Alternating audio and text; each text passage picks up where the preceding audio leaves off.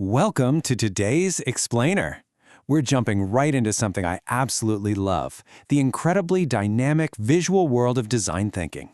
We're going to break down exactly how you can take those abstract, super complicated business problems, you know the ones, and literally transform them into tangible, physical solutions, things you can actually see and touch. It's like turning thin air into reality.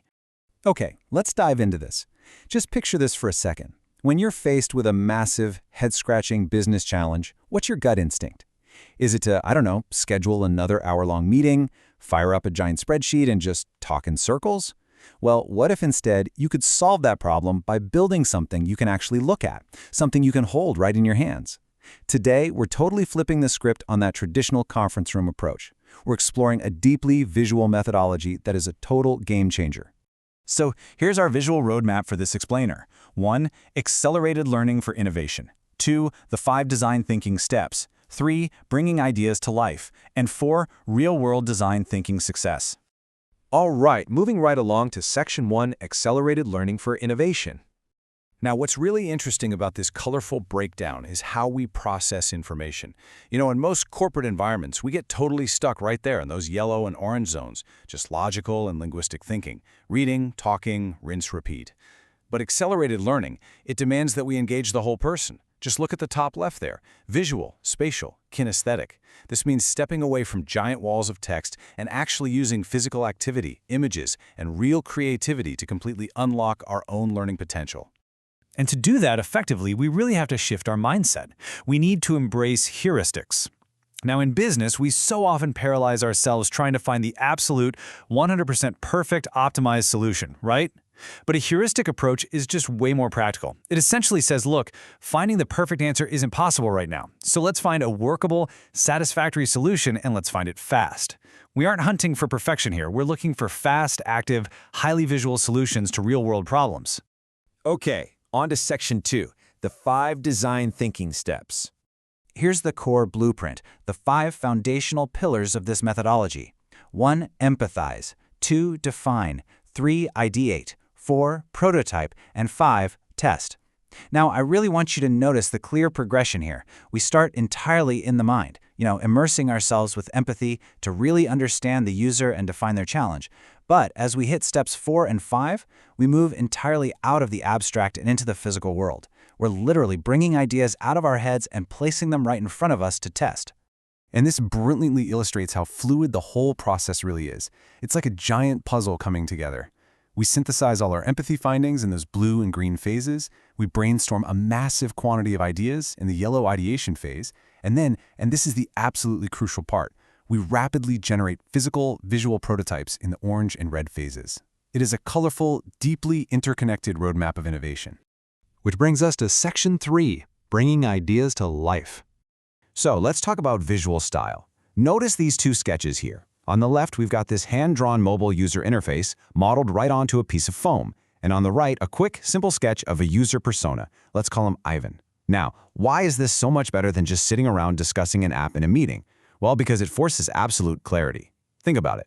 When you actually have to sketch out the buttons or draw the actual face of the target customer, you can't hide behind vague corporate jargon anymore. You are physically forced to get those ideas out of your head and onto paper. But honestly, the magic goes way beyond just pen and paper. When participants hit this rapid prototyping stage, they aren't firing up some insanely complicated 3D rendering software. No way.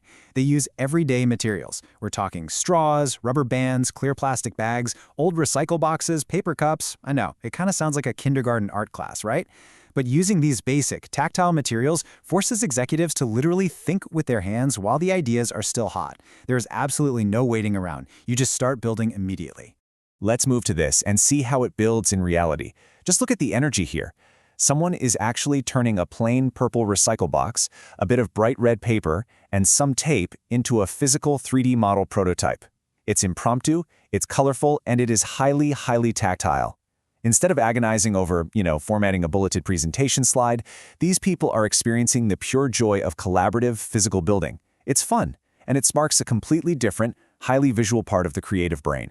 Now, this next one is actually incredibly surprising. What you're looking at here is a bar chart.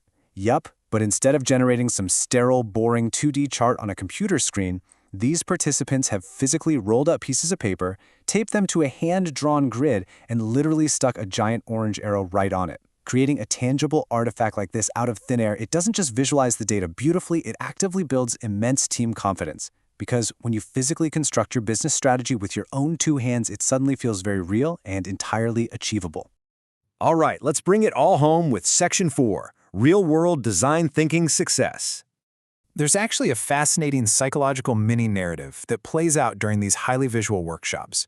So at first, participants are usually pretty hesitant. They're overly worried about finding that perfect final solution right out of the gate. But when they finally let go and trust this hands-on process, they almost always hit this massive aha moment. They are genuinely surprised by their own ability to generate these fantastic ideas that actually have true commercial viability. The physical prototypes prove, right in front of their eyes, that their ideas can actually work in the real world. So the absolutely crucial point here is, this isn't just some fluffy corporate team-building exercise. This highly visual, prototype-driven method is exactly how the world's most innovative organizations operate every single day. Just look at these iconic examples. The very first computer mouse for Apple, it was prototyped using these exact same principles. I mean, you can even see the rudimentary materials right there. The global travel portal, Airbnb, massive shoe brands like Nike, international hotel chains, they all accelerate global innovation by prioritizing user empathy and forcing their teams to build physical, tangible prototypes right from the get-go. Which brings us to the end of our explainer today, and I really want to leave you with a provocative challenge. What abstract problem in your work do you need to visualize and build right now? The very next time you're stuck on a complex, head-scratching challenge, do yourself a massive favor. Skip the spreadsheet. Grab a whiteboard, gather some paper cups, find a recycle box, and start physically building your next big solution. Think with your hands. Thanks so much for exploring this dynamic topic with us today. And hey, keep building.